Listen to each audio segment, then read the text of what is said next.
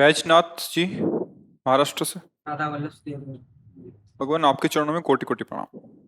गुरुदेव, मैं अधम वृंदावन वास करना चाहता हूँ, परंतु मन साथ नहीं देता। किसी सुंदर व्यक्ति को देखकर मन आकर्षित होने लगता है और सुंदर को देख के आकर्षित होता है तो हमारे काम की बात हो गई। बहुत सुंदर है लालजू, और बहुत सुंदर है प्रियाजू, और बहुत सुंदर है सहचरिया। ए आओ, सुंदरता की बाजार में आ जाओ। कहा यहाँ कुछ सुंदर है यार? यहाँ कुछ सुंदर है? क्या सुंदर है यार? अभी तुमने सुंदरता को जाना नहीं, इसलिए तुम्हें यहाँ कोई सुंदर है।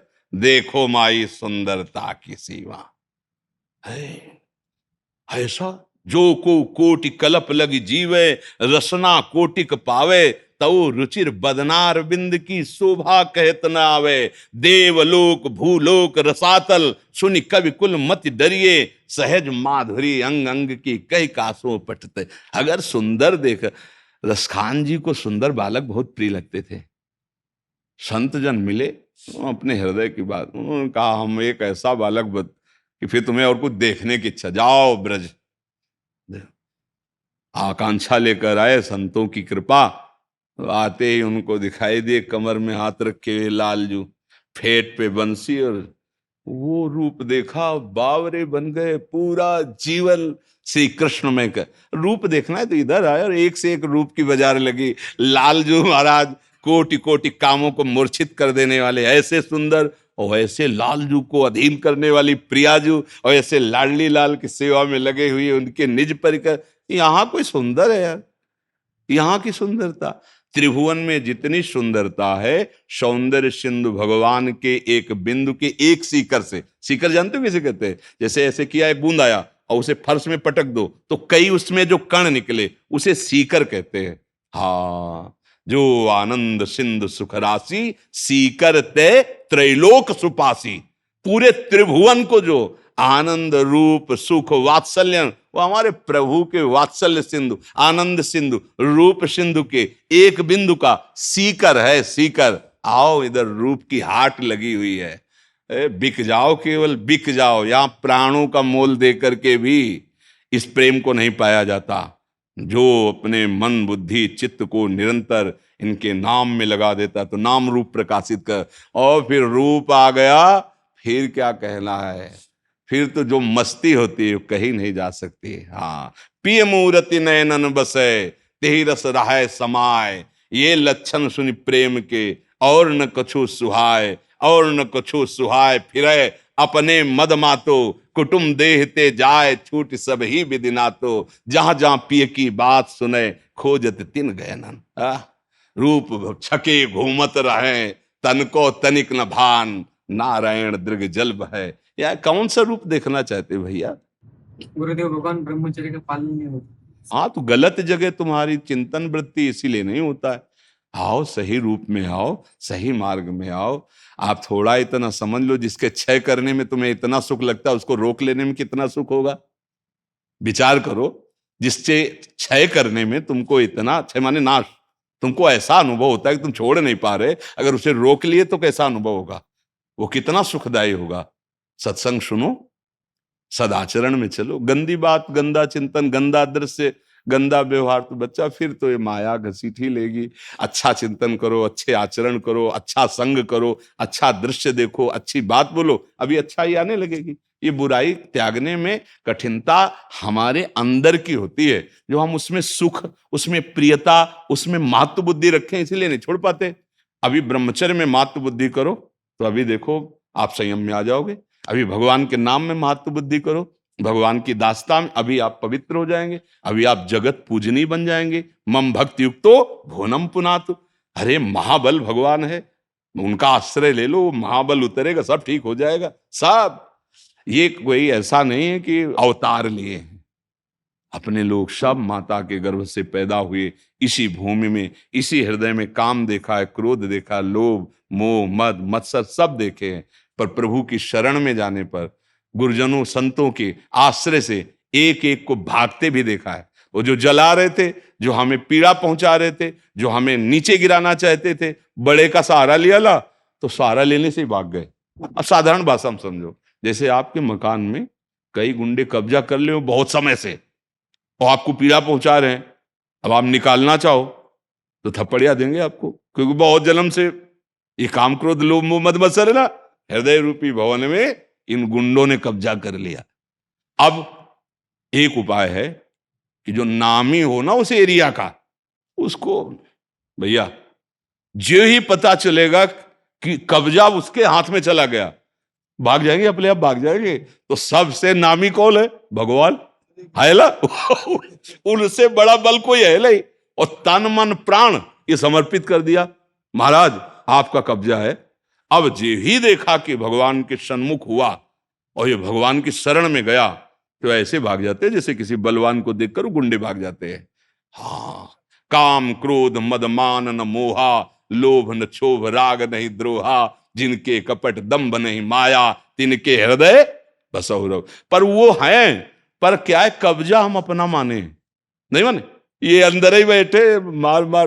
अब अगर ऐसे आत्मसमर्पण शरणागति, हे नाथ मैं हार गया, तुलसीदास जी महाराज कहे, हो हार्यो कर जतन विविध विधि, अतिशय प्रबल अजय, तुलसीदास बस होई तबे, जब प्रभु पेरक उनके नामे कर दो। महाराज तनवांग मनोभिरमलई सोहम तवि आश्रिता, ये शरीर ये मन ये प्राण सब आपके चरणों में समर्पित है। राधा राधा राधा राधा, आप देख लेना ये सब भाग जाएंगे। काम और क्रोध सब गए रसातल भाग, भजन महलते निकसत नाही। जो रात दिन प्रभु के चिंतन में, प्रभु के आश्रय में, अगर ऐसा ना होता तो कोई महात्मा भगवत प्राप्त नहीं हो पाता। जिसके अंदर ये विकार होते हैं वो कभी परमानंद का अनुभव नहीं कर पाता। तो ये निर्विकार स्थिति अहंकार से नहीं होती, अहंकार समर्पण से होती है। ये भगवान के कृपा कटाक्ष से होती है, ये हरि कृपा कटाक्ष से होती है, प्रियाजू के कृपा कटाक्ष से होती है। आप भी प्रियाजू के हैं, आप भी हरि के हैं, केवल आप स्वीकार कीजिए और चलिए सत्मार्ग में। आप स्वीकार किए स्त्री और पुरुष अपने को, स्वीकार किए हैं देह भाव और इंद्रियां प्रकृति की तरफ आकर, तो फिर वो भ्रष्ट होते तो चले जाओगे, क्योंकि रास्ता गलत है। तो आप समझिए, सत्संग के वाक्यों का मनन कीजिए और उनको धारण कीजिए, तो भगवान की कृपा से जीवन मंगलमय हो जाए। डॉक्टर चंचल अंकित जी भोपाल से। राधा वल्लभ श्री हरिवंश। महाराज जी आपके चरणों में कोटि कोटि प्रणाम। महाराज जी मेरा प्रश्न यह है कि गुरु के पास जो शिष्य नहीं रहता, उसे गुरु का दुलार स्नेह कृपा कैसे अनुभव होगी? उसे कैसे पता चलेगा कि गुरु भी उनको प्रेम करता है? अभी आपने गुरु के पास समीपत्व को क्या समझा है? क्या जैसे ऐसे बैठे इसे समीप कहते हैं क्या? नहीं, गुरु कोई व्यक्ति नहीं होता, व्यक्ति कोई गुरु नहीं बन सकता। बहुत सावधान होकर समझना, गुरु शब्द की बात कह रहा हूं। व्यक्ति कभी गुरु नहीं होता और गुरु कभी व्यक्ति नहीं होता। यदि आपने गुरु माना और व्यक्ति माना है तो फिर व्यक्तित्व का पास ये समीप नहीं कहलाता है। हमारे समीप रहने वाला यदि हमारी आज्ञा का उल्लंघन करता है, हमारे मनोभाव के अनुसार नहीं चलता है, वो हमारे समीप है ही नहीं। और 10,000 किलोमीटर दूर है और हमारी बात मानकर श्रद्धा से चल रहा है, तो उसको समीपता का स्वयं अनुभव होगा, स्वप्न में भी और जागृत में भी। उसको दिखाई देगा कि हमारे गुरुदेव हमें हर क्षण बचा रहे हैं, हमें प्यार कर रहे हैं, और गुरुदेव यहाँ बैठे हैं। यहाँ जैसे अर्जुन के सारथी बने श्री कृष्ण बैठे हैं, ऐसे ही तुम्हारे माइंड में, तुम्हारे मानस पटल पर वो अपना शासन लिए वहीं बैठे हैं। ना तुम्हें भ्रष्ट होने देंगे और ना कोई बाधा तुम्हें सता पाएगी, यदि वास्तविक गुरुदेव का स्वरूप मानकर गुरुदेव को समझें। गुरुदेव कभी व्यक्ति नहीं होता और व्यक्ति कभी कोई गुरुदेव नहीं बन सकता। तो हमारा सानिध्य गुरुदेव से, तो सर्वत्र जब वो वस्तु है, चाहे उसे गुरु कहो चाहे उसे भगवान कहो, गुरु गोविंद ने भेद कराई, और गोविंद बोले या गुरु बोले तो अखंड मंडलाकारम व्याप्तमेन चराचरम। कोई ऐसी जगह है जहां गुरुदेव ना हो, तो आप अकेले कैसे हैं? आपके पास गुरुदेव है ना। कोई जब सर्वत्र गुरुदेव है तो यहां भी गुरुदेव है, जब सब समय गुरुदेव तो इस समय भी गुरुदेव, जब सबके हैं, सबके अंदर चर अचर में, तो यहां मेरे भी अंदर है, मेरे ही पास है। सबके हैं तो मेरे ही हैं। अब आप गुरुदेव को व्यक्ति मान के प्रश्न कर रहे हैं, इसलिए आपको समझ में नहीं आएगा। अगर वो गुरु साक्षात परब्रह्म, तो आप चाहे जहां सृष्टि के किसी कोने में हो, उनके मंत्र और उनके उपदेश का पालन करो, खुली आंख तुम्हें गुरुदेव ऐसे दिखाई देंगे जैसे हम आपको देख रहे हैं। यह अनुभव की बात कह रहे, प्रवचन की बात नहीं कह रहे। जो हमारे मानस पटल पर चलता है वही हमारे नेत्र देख पाते हैं। गोपीजन श्याम चिंतन कर रहे हैं तो जित देखो श्याममयी, और गोस्वामी जी राम चिंतन कर रहे हैं तो जड़ चेतन सब उनको राममय दिखाई दे रहा है। हम गुरु को तत्व माने, गुरु को साक्षात परब्रह्म माने, ये तब होगा जब उनके द्वारा उपदिष्ट नाम मंत्र और उपाय जो साधना के हैं उनको अक्षरशः करोगे, तो आपको गुरु के सानिध्य का अनुभव, पास रहना कोई सानिध्य नहीं है, पक्की बात है। समीपता उसी की मानी जाती है जो गुरु आज्ञा का पालन करता है। गुरु नाम, गुरु मंत्र, गुरु उपदेश, यही गुरु का स्वरूप है। ये तो साउंड है, ये तो बाहर साउंड है जिसके द्वारा तुम गुरु वचन सुन पा रहे हो। इसके समीप रहना या ना रहना कोई खास बात नहीं है, ये बात मान लेना हमारे समीप रहना है। हमारा अगर स्वरूप जानना है तो हमारी बात मान लो। हमारे द्वारा जो नाम गाया जा रहा है, जो साधन गाया जा रहा है, उसको मान लो, आप जान जाओगे क्या है। गुरु 10-20 नहीं होते हो, एक है, वो आकाश के सदस्य। जहां भी जाओ नील आकाश दिखाई दे रहा है, ऐसे ही जहां भी जाओगे गुरु तुम्हारे साथ है। तुम्हें छोड़ दे वो गुरु नहीं होता, तुम छोड़ देते हो इसलिए शिष्य नहीं हो। गुरु तुम्हें नहीं छोड़ सकता। जब बनाया नहीं था तब भी वो था और तुम्हें उपदेश करता था, मत जाओ ये मार्ग गलत है, मत करो ये गलत है, लेकिन तुम उसकी बात नहीं सुनी। चलो समस्या का समाधान करने के बाहर मान लेते हैं गुरु, अब उनकी बात मान लो। अंतर के गुरु वही बाहर हम आरोपित करते हैं कि ये मेरे गुरु और ये साक्षात परब्रह्म, अब उनकी बात मान लो, काम हो जाएगा। बात ना मानो, नहीं ना, ये कंठी बंधवा लिया, तिलक लगा लिया और उनकी बात नहीं मान रहे तो आप शिष्य नहीं हो। आपको गुरु प्रताप अनुभव में नहीं आएगा। काम बनता है बात मानने से। कहीं से भी तुम्हें रामकृष्ण हरि कुछ नाम मिला ना, लग जाओ जपने में, अगर सिद्ध ना हो जाओ तो बताना। अब तुम सोचते हो कि हम भोगे विषय करें मनमानी, कोई ऐसा सिद्ध मिले कि मुझे परमानंद प्रदान कर दे, तो ऐसा सिद्धांत त्रिभुवन में नहीं है, कहीं नहीं है। प्राप्त नाम और मंत्र का आपको आवृत्ति करना होगा और गुरुदेव के सानिध्य का अनुभव, उनकी आज्ञा का पालन करना है। शरीर के समीप रहना, कोई मित्रता या कोई साथ या कोई प्रियता नहीं।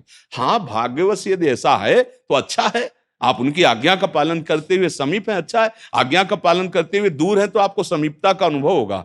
ऐसा नहीं है, कोई क्षण ऐसा नहीं होता जिस क्षण हम गुरुदेव से खाली हों।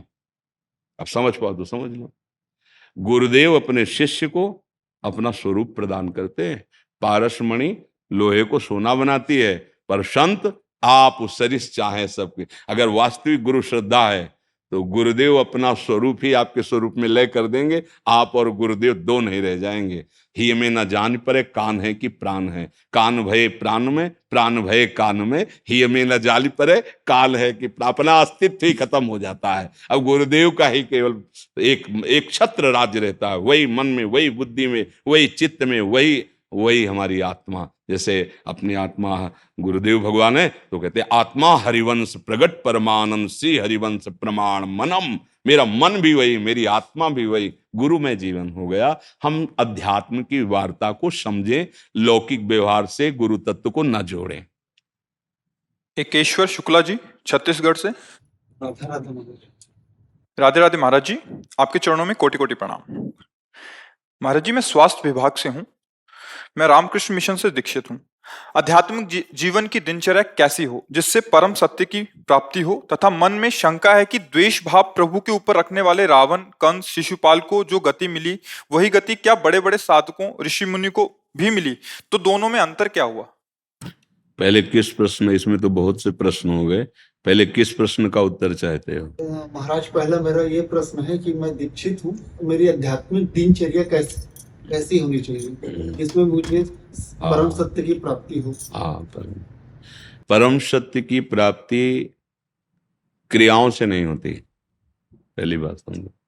जो सत्य क्रियाओं का आदेश दिया गया है वो असत क्रियाओं से बचने के लिए है, क्योंकि हमारे पास ऊर्जा शक्ति है। अगर उसका हम सही प्रयोग नहीं करेंगे तो रुकेगी नहीं, गलत प्रयोग होगा ही। अगर हम समय को शास्त्र के अनुसार, कानून के अनुसार व्यतीत नहीं करेंगे, नियम के अनुसार व्यतीत नहीं करेंगे, तो नियम के विपरीत वो होगा ही होगा। तो वो क्रियाएं असत क्रियाओं के त्याग के लिए हैं। जितनी भी क्रियाएं हैं, भागवतिक, धार्मिक, सामाजिक, राजकीय, ये असत क्रियाओं के रोकने के लिए हैं। कानून ऐसा कहता है ऐसे चलना चाहिए, शास्त्र ऐसा कहता है ऐसे चलना चाहिए। भगवत प्राप्ति होती चिंतन से।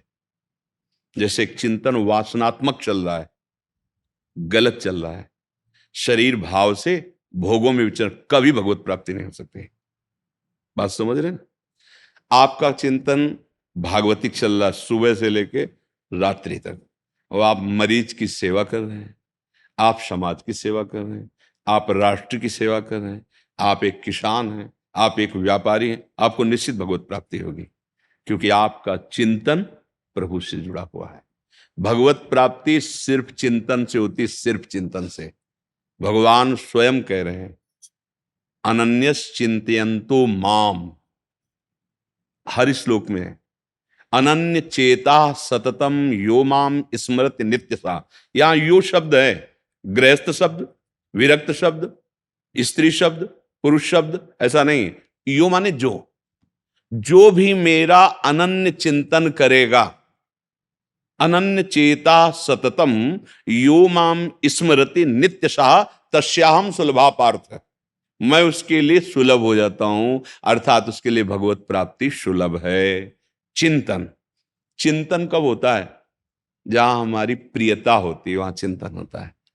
जो हमें प्यारा लगता है उसका चिंतन होता है। जो भोग प्यारा लगता है, जो व्यक्ति प्यारा लगता है, जो हमें पदार्थ प्यारा लगता है, जो हमें स्थान प्यारा लगता है, इसी में जाता है हमारा अधिक चिंतन, प्रियता पूर्वक इसी में जाता है। जो वस्तु, व्यक्ति, स्थान हमें प्यारा लगता है, देखो शरीर प्यारा लगता है तो शरीर के संबंधी प्यारे लगते हैं। अभी सूचना आ जाए 5 लोग एक्सीडेंट में मर गए, आपको कोई फर्क नहीं पड़ेगा। और अभी आ जाए कि आपके मौसिया उसमें थे, दूर का संबंध, अच्छा, अब पूरी चित्तवृत्ति घसीट जाएगी। देह संबंध, इंद्रिय संबंध, भोगों का संबंध, मन संबंध, कोई वस्तु, व्यक्ति, स्थान, इनमें प्रियता है, इसी का चिंतन होता रहता है। या जो हमारे प्रतिकूल वस्तु, व्यक्ति, स्थान, उसका चिंतन। चिंतन 2 धाराओं में चल रहा है, राग और द्वेष। राग अनुकूल, द्वेष प्रतिकूल। बस इसी चिंतन को राग और द्वेष से हटा के अद्वेष्टा सर्वभूतानां मैत्रा करुण एव च निर्ममो निरहंकारा सम दुखा सुखा क्षमी, वो भगवत प्राप्त हो जाता है। राग और द्वेष जनित जो चिंतन है, हमारी जो आध्यात्मिक ऊर्जा शक्ति है, वो इन 2 तारों में जा रही है। कोई रागात्मक, कोई द्वेष। आप देखो, जांच के देखो, अगर आध्यात्मिक हो तो अंतर्मुख हो, और देखो वस्तु, व्यक्ति, स्थान, जहां हमारा मन इंद्रियों के साथ जा रहा है वो तो प्रिय होगा और या कोई अप्रिय होगा। राग या द्वेष, राग द्वेष क्रियाओं से नहीं सुधारा जा सकता, चिंतन से सुधारा जा सकता है। पहली बात ये स्वीकार करनी होगी भगवत प्राप्ति के मार्ग वाले पति को कि भगवान कह रहे हैं, एकमात्र मैं ही सब रूपों में व्याप्त हूं। चलो उतना ज्ञान नहीं तो इतना ज्ञान, हम एक मंदिर में भगवान को मान सकते हैं, तो क्या इन मंदिरों में भगवान को नहीं मानेंगे क्या? अगर इन मंदिरों में भगवान नहीं है तो चेतनता किसकी है? ये चैतन्य घन कौन है? तुम जानते तुम कौन हो? अगर तुमसे पूछे तुम कौन हो तो अपना नाम बताओगे, शरीर का भाव रख के बोलोगे आप। तो क्या आप ये हो क्या? ये तो जला दिया जाएगा, ये तो मिट जाएगा।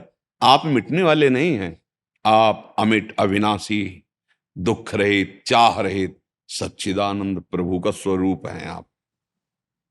अब वो ज्ञान अगर नहीं है तो बात मान तो लो ना। भगवान कह रहे मत्ता परतरम नान्यत किंचित अस्ति धनंजय, मेरे सिवा कुछ नहीं है। ब्रह्मा जी को उपदेश किया कि तुम मेरी माया की सृष्टि में जा रहे हो रचने लिए, तो ये ध्यान रखना, मैं ही मैं हूं, मेरे सिवा और कुछ नहीं है। मैं ही रचना करने वाला हूं, मैं ही जो रचना की गई वो भी मैं ही हूं, मैं पालन करने वाला हूं, मैं ही जो पालन किया जा रहा है जिसका, वो भी मैं हूं, मैं ही विनाश हूं और जिसका विनाश किया जा रहा है वो भी मैं हूं। मैं के सिवा कुछ नहीं है और वो मैं हूं। बात समझ रहे ना? जब तक सिद्धांत नहीं समझेंगे तब तक भगवत प्राप्ति का कैसे भाव बनेगा? तो अब हमारी जहां वृत्ति जाए, चाहे राग से या द्वेष से, यदि हमारा ये भाव है कि मेरे प्रभु हैं, तो राग द्वेष का प्रभाव मिट जाएगा। अब सतत नाम मंत्र जो गुरु ने दिया है, कहीं ना कहीं तो जुड़ता है अध्यात्म का पथिक। सब नाम बराबर महिमा वाले हैं, सब भगवत प्राप्ति कराने में समर्थ है। प्रेम का रसास्वादन अलग अलग है, कोई निराकार, कोई साकार, कोई राम, कोई कृष्ण, कोई अमुक अमुक अमुक। भगवान के अनंत नाम, हरि लीला और हरि नाम, हरि रूप अनंत है। वो नाम निरंतर जपने का प्रयास करना, जहां जहां मन जाए वहां वहां प्रभु को देखना। जब सृष्टि नहीं थी तब केवल प्रभु थे, जब सृष्टि नहीं रहेगी तभी भी प्रभु रहेंगे। तो बीच में जो कुछ है वो प्रभु ही प्रभु है। अव्यक्तादीनि भूतानि व्यक्त मध्यानि भारत अव्यक्त निधनान्येव तत्र का परिदेवना। ये जो बीच में हम राग द्वेष कर रहे हैं, अच्छा बुरा मान रहे हैं, मेरी माया जनित मलिन बुद्धि का लक्षण है। वस्तुतः प्रभु ही। भगवत प्राप्ति की बात कर रहे हैं, व्यवहार की नहीं कर रहे। अब हमारा जब चिंतन अखंड होने लगा तो हम वही थे, वही रहेंगे, ये अनुभव हो जाता है। कोई नई बात नहीं होती। जो हमारा स्वरूप है ना, वो परमात्मा स्वरूप है। कई बार समझाया, जैसे समुद्र में तरंग नाम वायु विकार का, अगर वायु विकार ना हो तो शांत समुद्र ही है, वायु विकार हुआ तो उसे तरंग कहते हैं। ऐसे ही वो ब्रह्म स्वरूप माया के कारण, जैसे वायु विकार ना कारण बना तरंग नाम का, ऐसे माया के कारण देहाभिमान प्रकट हो जाने से वो जीव कहा गया। वो अनेकता को, विभिन्नता को, भेद को प्राप्त हुआ। और माया जनित मल जहां नष्ट होता है तो त्रिगुणातीत भाव, तो एक साक्षात ब्रह्म वही है। जानत तुम्हें, तो वो भगवत स्वरूप हो जाता है। तो भगवत प्राप्ति चिंतन से होती है, सद्क्रियाओं से। असद क्रियाओं का त्याग होता है, तभी हृदय पवित्र होकर भगवदाकार होता है। तो चिंतन कहाँ है ये देखते रहिए। अगर चिंतन नहीं देखा तो बाहरी क्रियाओं का कुछ और फल हो सकता है। उद्देश्य क्या है आपका? क्रिया तो भागवतिक है, चिंतन क्या है? अब क्रिया एक सांसारिक है, वो कोई अधिकारी है, वो कोई किसान है, कोई व्यापारी है, या कोई राजकीय विभाग में, या कोई प्राइवेट किसी भी विभाग में कार्य कर रहा है, बड़ी जिम्मेवारी से काम कर रहा है। और अंदर से चिंतन है कि भगवान ये आपकी सेवा सृष्टि की है, और उनका स्मरण कर रहा है। अधर्म आचरण वो महात्मा है, वो भगवत प्राप्ति के योग्य है, भगवत प्राप्त होगा।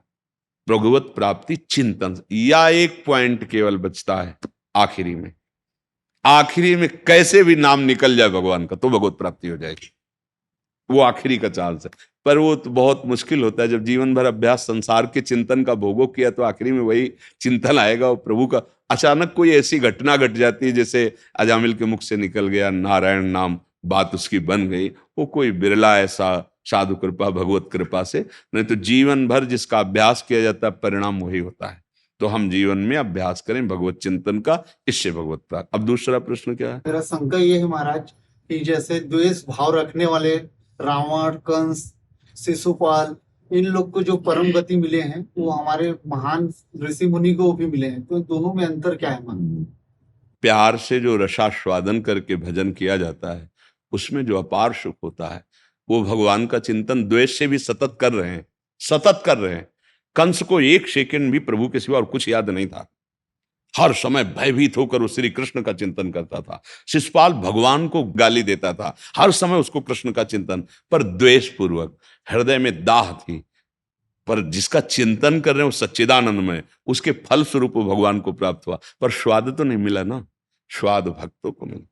पुलकित शरीर है, रोम रोम आनंद से प्रफुल्लित है, गदगद कंठ हो रहा, नेत्रों से अश्रु बह रहा, जगत को पावन करता हुआ जोर जोर से पुकार रहा है, राधा राधा राम कृष्ण हरि सतरति सतरति सा लोकांतारयति। वो सुख भला उनको गति तो मिली, गति तो पूतना को भी मिली। जहर लगाकर 9 लालजू महाराज को मारने जा रही है, गति तो वही मिली जो यशोदा मैया को मिलती है। लेकिन जो सुख यशोदा मैया को मिला, क्या पूतना को मिला? क्या नहीं मिला ना, भक्त को। ये हमारे भगवान की महिमा है कि वो अपने द्वेष करने वालों को भी परम गति देते हैं। पर भक्तन पाछे यूं फिरें जो बछड़ा संग आए। सुदर्शन से शिशुपाल का स्पर्श कराकर उद्धार किया, परम पद दिया, लेकिन शिशुपाल के चरणों के पीछे थोड़ी घूमे भगवान। ऐसे थोड़ी, जैसे एक छोटे से बच्चे के व्याकुलता में मां दौड़ती है, ऐसे थोड़ी ऐसे भक्तों के पीछे। भक्तन पाछे यो फिरें जियो बछड़ा संग गाय। जहां जहां भक्त चरण रखे वहां वहां रखूं हाथ, पीछे पीछे मैं फिरूं कभी न छाड़ूं साथ। गाली देने वालों को परम पद तो मिल गया, पर जो प्यार और दुलार प्रेमियों को मिला वो किसी को नहीं मिला। वो लक्ष्मी जी को भी प्यार दुलार नहीं मिला जो ब्रज की गोपियों को मिला। अश्रु प्रवाह से पुलकित होकर रज भिगो रही हैं, हा श्याम सुंदर। हा, इस महान पुकार में जो सुख है वो परम पद में भी सुख नहीं है। मोक्ष को प्राप्त हुए महापुरुष भी इस सुख को जब देखा तो चिल्ला पड़े, कृष्णात् किमपि परम तत्त्वमहं न जाने। ब्रह्म तत्व में स्थित महापुरुष जब देखे मुरली मनोहर के प्रेम भाव, तो बोले कृष्ण से बढ़कर कोई परम तत्व मैं नहीं जानता। ऐसा तो भगवत प्रेम सबसे बड़ा सुख है। हाँ, गदगद सुर नैना सजल, दंपति रस रहे भीन, ईगत वृंदा विपिन में फिरे प्रेम तलनीन। अंदर एक अपार सुख, नेत्रों में सच्चिदानंद प्रभु बसे हुए, रोम रोम आनंदित। वो जहां चरण रखता है, तीर्थी कुर्वन्ति तीर्थान, वो जगत को पावन कर, उसकी समानता। परम पद में एक चीटा चीनी में मिल गया, चीनी बनकर, और एक चीटा पार्श्व में लगा हुआ चीनी का स्वाद ले रहा है। कौन भाग्यशाली है? कौन स्वाद ले रहा है? और जो चीनी बन गया वो तो बन ही गया। ये सब चाहे जिस भाव से मेरे प्रभु को चिंतन करके स्वेग, आपका कल्याण तो होगा ही, पर जो स्वाद प्रियता में जो यशोदा मैया को स्वाद, वो पूतना थोड़ी मिला। कल्याण तो अगासुर बकासुर का भी हो गया। मुनि जन वांछित पद उनको भी प्राप्त हुआ, लेकिन जो भक्तों को सखाओं को दुलार मिला, गोपजनों को, वो बकासुर अगासुर को हुआ क्या? मिल जाना कोई, हाँ बड़ी बात है कि भाई मोक्ष प्राप्त हो गया परम पद में, नहीं भक्तों की दृष्टि में। इसीलिए दीयमानम न गृह्णन्ति बिना मत सेवनम जना। मेरे भक्तजन मोक्ष देने पर भी स्वीकार नहीं करते, क्योंकि वो प्रेमी जन हैं, वो हमसे प्यार करते हैं। वो भगवान बनकर भगवान में लीन होना नहीं चाहते, वो भगवान के दास बनकर उनका स्वाद लेना, अखंड आनंद जो महाप्रेम रस, उसमें डूबते हैं। विरह कमंडल कर लिए बैरागी दो नयन, मांगत दर्श मधु करी छके रहते दिन रैन। संपूर्ण संसार से वैराग्य है, आह भर कर पुकार रहे हैं, कहाँ जाऊं, क्या करूं प्रभु। आज भी जीवन की एक शाम और व्यतीत हो गई, आप नहीं मिले, नाथ आप कैसे, रो रहे हैं। उसके समानता करने वाला कोई नहीं भगवान के लिए। इसीलिए उद्धव जी परम ज्ञानी, बृहस्पति जी के शिष्य, जब गोपियों के प्रेम अश्रु देखे और उनकी वो प्रेम दशा देखी, तब वो कह रहे हैं मैं पास रहते हुए श्री कृष्ण के इस प्रेम रस को नहीं जान पाया, आज गोपी जनों की कृपा हुई तो प्रेम जान पाया। ये ज्ञान हो जाना, मोक्ष प्राप्त हो जाना बड़ा दुर्लभ बात है, लेकिन ये प्रेम, उनके प्रेम में आह भरकर पुकारना, ये बड़ी बड़ी बात है। प्रेमी होना ये बहुत बड़ी बात है। तो जो प्रेमियों को स्वाद मिला वो किसी को स्वाद नहीं मिल सकता। एक प्रसंग आता है कि जब ये रामा दल के पक्ष में और रावण के दल के पक्ष में युद्ध हुआ, तो बहुत मरे दोनों तरफ के। तो भगवान ने फिर आज्ञा की इंद्र को, इंद्र ने कहा क्या सेवा करें? बोले अमृत वर्षा करो। तो अमृत वर्षा की तो भालू कपि सब जीवित हो गए, लेकिन एक भी राक्षस जीवित नहीं हुआ। तो ये हुआ कि वर्षा तो दोनों दल में, क्यों जीवित नहीं हुआ? तो बोले जितने राक्षस से सब मुक्त हो गए, क्योंकि उनके सामने भगवान थे, और ये जितने थे उनके सामने राक्षस थे, इसलिए वो मुक्त नहीं हुए।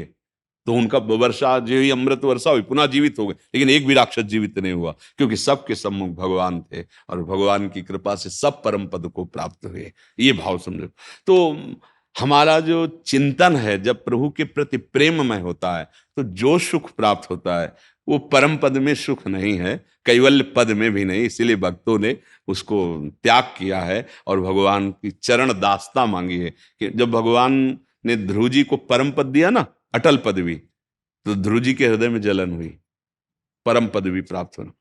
कि ऐसे प्रभु की सेवा नहीं मांगी, सानिध्य नहीं मांगा कि हर समय आपकी सेवा में रहकर हम, तो इसमें हमें कमी हो गई। हमने भगवत प्रेमी महात्माओं का संग नहीं किया निरंतर। हम एक कामना से प्रेरित हुए कि राज सिंहासन पर नहीं बैठा लोगे तो हम नारायण का भजन करके ऐसा पद प्राप्त करेंगे जो इससे भी श्रेष्ठ है। मैं ठगा गया। इसलिए भगवान से कहा प्रभु मैं अपनी तरफ से एक वरदान मांगता हूं कि मुझे अपने प्रेमी महाभागवतों का संग दीजिए। भगवान से कहा, क्योंकि प्रेमी जनों के संग से जो आप में प्रेम होता है वो दुर्लभ है।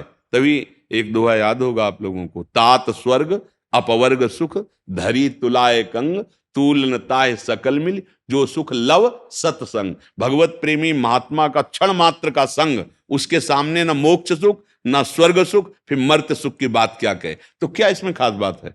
मोक्ष सुख भी अलग रख दिया गया कि वो एक क्षण में प्रभु से अपनापन करा देंगे। प्रभु के चरणों में, प्रभु के नाम में प्रेम, जो प्रेम में सुख है वो मोक्ष में भी सुख नहीं है। मतलब आप ब्रजवासी हमारे प्राण हैं, आप हमारे जीवन हैं, और जो हमें अनुभव हुआ है, अब वो आप लोग पैंट शर्ट में हो या पैजामा कुर्ता में हो, आप जन्म से संत हैं। हम तो आचरण से संत मार्ग में चल रहे हैं, आप जन्म से संत हैं। इस रज परम पावन ब्रजरज में जिसे उद्धव शनकादि याचना करते हैं, उसी रज में भगवत कृपा से आपका प्रादुर्भाव हुआ। बस ये है कि अगर हम अपने स्वरूप की तरफ बढ़ते रहें तो फिर वो अनुभव आपको भी हो जाएगा। पर यह कि ब्रजवासी जन सब चिदानंद रूप है, भगवत स्वरूप है।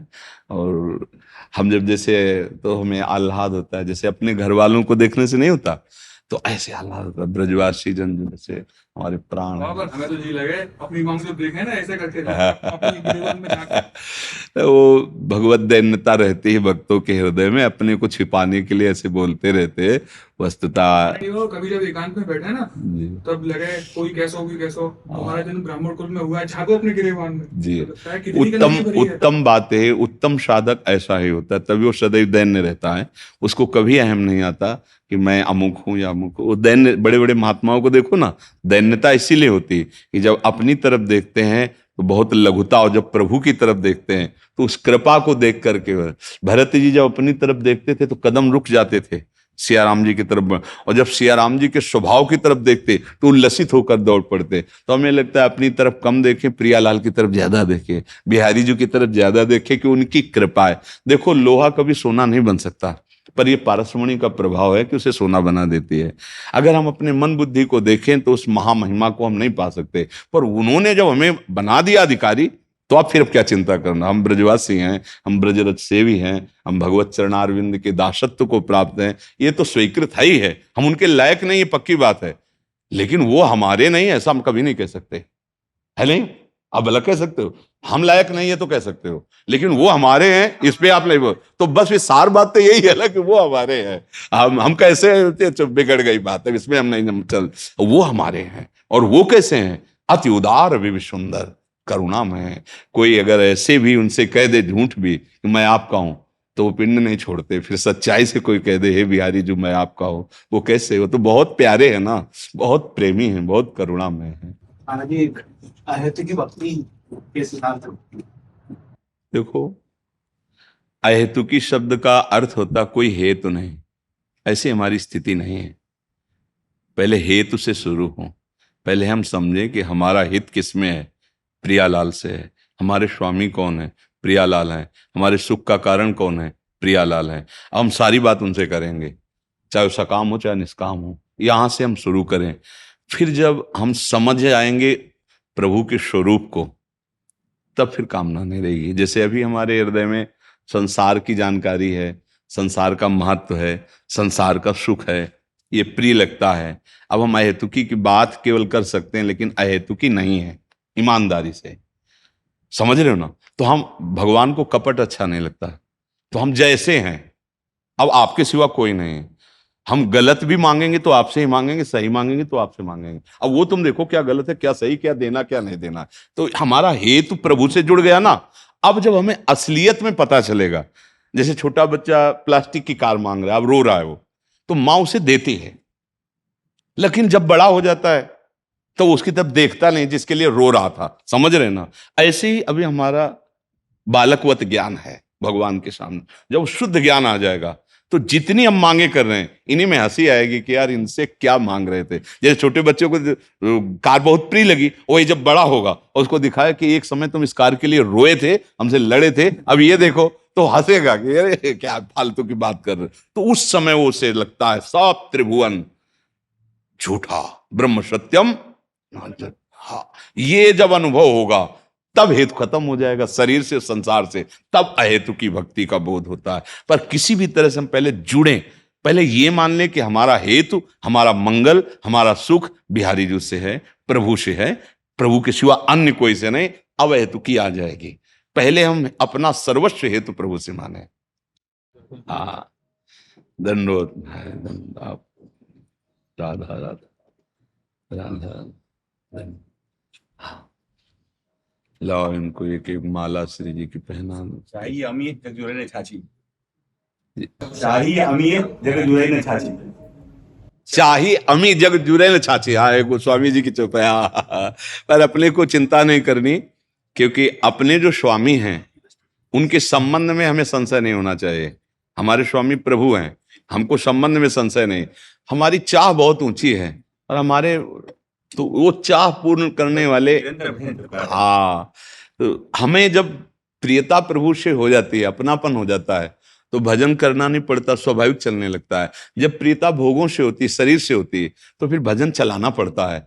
चिंतन विषय का होता है, शरीर का होता है, संबंधियों का होता है, पर भजन प्रभु करना पड़ता है। भजन करते करते सद्गुण कुछ नहीं है मेरे अंदर। हाँ, सद्गुण की जरूरत भी नहीं है।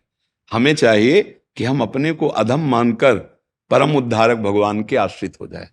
ये सबसे बढ़िया शरणागत का सूत्र है कि मेरे में कोई गुण नहीं है, मैं किसी योग्य नहीं हूं, तो उस महायोग्य प्रभु के आश्रित है। असरण शरण प्रभु का नाम है, अधम उद्धारण प्रभु का नाम। तो यही नहीं आ पाता असलियत में अहम के कारण। अगर ऐसा आ जाए कि मैं अधम हूं, मैं बड़ा पतित हूं, तो भगवान पावन करने के लिए उनका बहाना ही है, हमारी शरणागति पुष्ट हो जाए। जब तक कुछ भी हम रहता है तब तक शरणागति पुष्ट नहीं होती।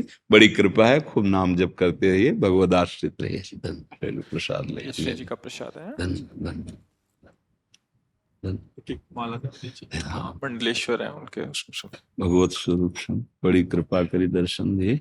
राधा ये राधा। हमारी श्री जी की प्रसादी माला। हाँ? धन धन।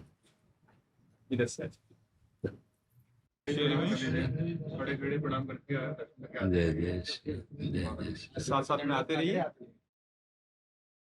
नसीम कृपा करी, मतलब डूब में जाता मर जाता। नहीं नहीं प्रभु, ऐसा बिल्कुल नहीं, ऐसा नहीं सोच। दर्शन से आज अभी प्राण निकल जाए बस। नहीं नहीं, जरूरत नहीं। सुनो, देखो, पहली बात तो समझो तुम अविनाशी के बच्चा हो, अविनाशी तुम्हारा भी स्वरूप है।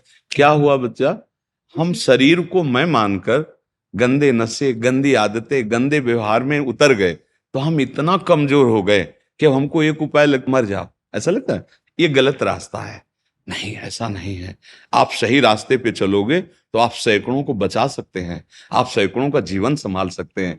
अपनी गलतियों को हम इतना अपने ऊपर हावी कर लेते हैं कि हम उसके बिना जी नहीं पाते। जैसे ड्रग्स है, गांजा है, चरस है, ऐसे नशा है, या व्यभिचार है, या ऐसी धन की आवश्यकता हमने पैदा कर ली, जिससे हमें छल कपट, चोरी, हिंसा करनी पड़े। ये हमारी दुर्गति के कारण है। अगर ये समझ जाओ तो आप बहादुर हो जाओगे। आप खुद देख लेना। सच्ची बात आपसे कहते हैं, हमें कोई प्रवचन की केवल पूरी बातें नहीं कहते कि पढ़ के हम तुम्हें सुना दिया, जीवन की बात कहते हैं। वर्तमान में भयानक कष्ट है, दोनों किडनी, और फिर इसके बाद डायलिसिस, क्या क्या कष्ट। लेकिन हम देखो, तुमको बात कर रहे हैं, सुबह से लगे 1:30 बजे रात्रि से बराबर अनवरत, 1 मिनट का टाइम नहीं, 1 मिनट का। मतलब इतना स्वस्थ पुरुष की दिनचर्या नहीं होगी। पर हम कोई आपको बोर लग रहे हैं, उदास लग रहे हैं, निराश लग रहे हैं, बीमार लग रहे हैं, आपको लग रहे हैं। वही हम आपको सिखाना चाहते हैं कि आप नौजवान गलत आदतों के कारण, नशे के कारण, गंदी बातों में चित्त देने के कारण आप अपने जीवन का ह्रास कर रहे हैं। आप खुद उठो और ऐसे चमको कि हजारों के अंधकार का नाश कर दो। आप हमारे ही तो हो, आप हमारी आत्मा हो। जो शरीर आपका वह शरीर हमारा, जो हम हैं वही आप हैं, और जो हमारे प्रभु हैं वही आपके प्रभु। या तुम कमजोर क्यों हो रहे हो, तुम इतने निराश क्यों हो रहे हो? समझने के लिए कहीं तुम गलती कर रहे हो, उस गलती को केवल सुधार लो, तुम ऐसे ही आनंदित रहोगे। हमारे देश भक्ति तो बात जाने दो, देश की भक्ति करने वालों ने फांसी के फंदे को चूम कर ऐसे डाला जैसे ब्याह का जयमाला डालते हैं। आप उन्हीं देश, उसी रज में पैदा हुए हो। ये निराशा, ये उदासीपन, ये कि अब शरीर को नष्ट कर दे, यही एक रास्ता है? नहीं यार, नहीं।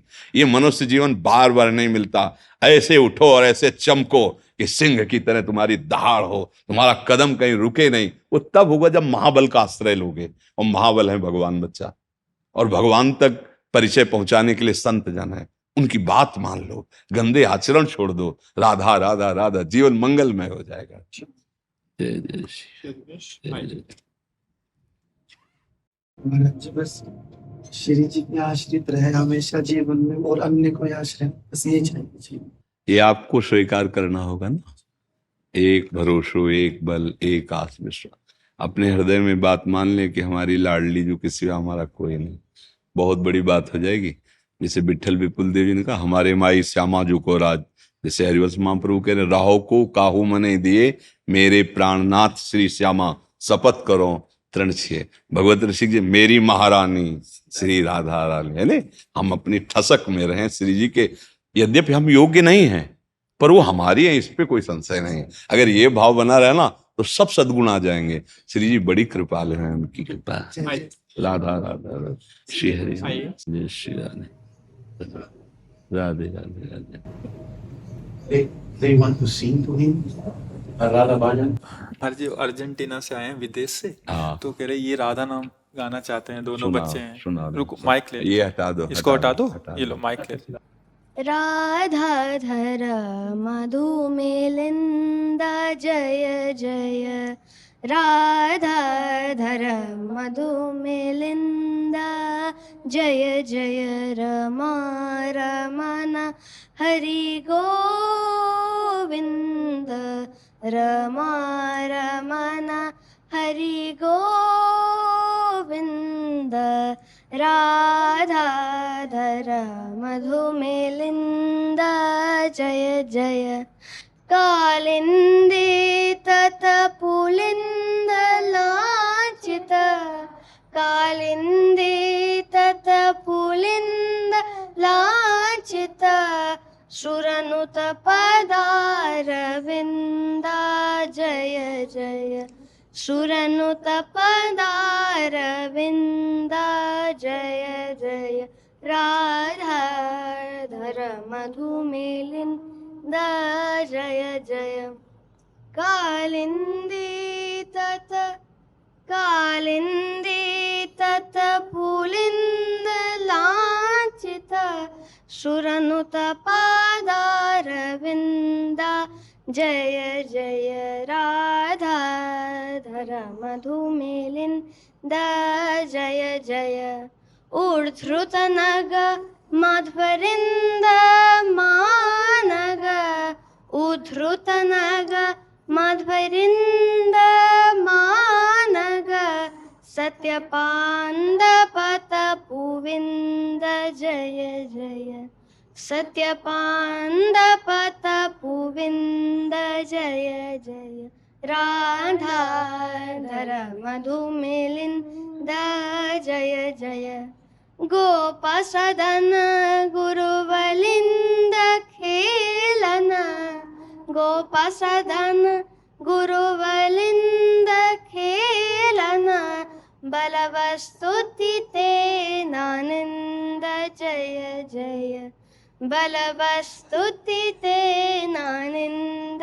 जय जय, राधाधर मधुमिलिन्दा जय जय, राधाधर मधु, राधाधर मधु, राधाधर मधुमिलिन्दा जय। लो माला पहला, इसको माला पहला, माला श्रीजी का प्रसाद। इनको दोनों को भी पहना माला। दोनों को भी। बहुत सुंदर। हाँ, आप हिंदी समझते हैं ना? थोड़ा थोड़ा थोड़ा। हम जो बोल रहे हैं समझ रहे हैं ना? बहुत सुंदर, मतलब वेरी गुड।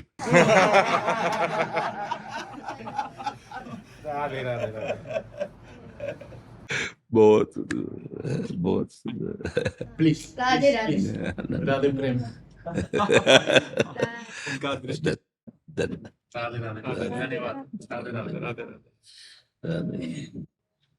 राधा अधर मधु मिलिंद जय जय, तो बहुत सुंदर। मतलब वो पहले शब्द तो नहीं समझ, जब बाद में राधा अधर मधु मिलिंद जय जय, मतलब बहुत गूढ़ लीला का। हाँ बहुत, हाँ बहुत सुंदर, मतलब आपकी वजह से हमारी जी जी।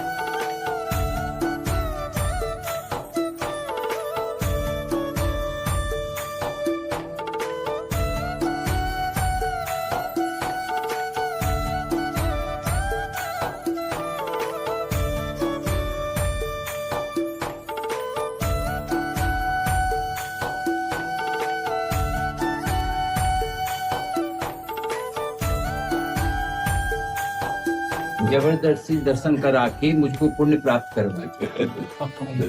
ये दोस्तों की मेहरबानी, उद्धार करने के लिए क्या बताएं? ऐसे दोस्तों को प्रणाम करेंगे जो जबरदस्ती आप उद्धार चाह ही नहीं रहा था। ये इस निकल में आपके दर्शन हो गए। बड़ी कृपा, बड़ी कृपा। माता पिता की।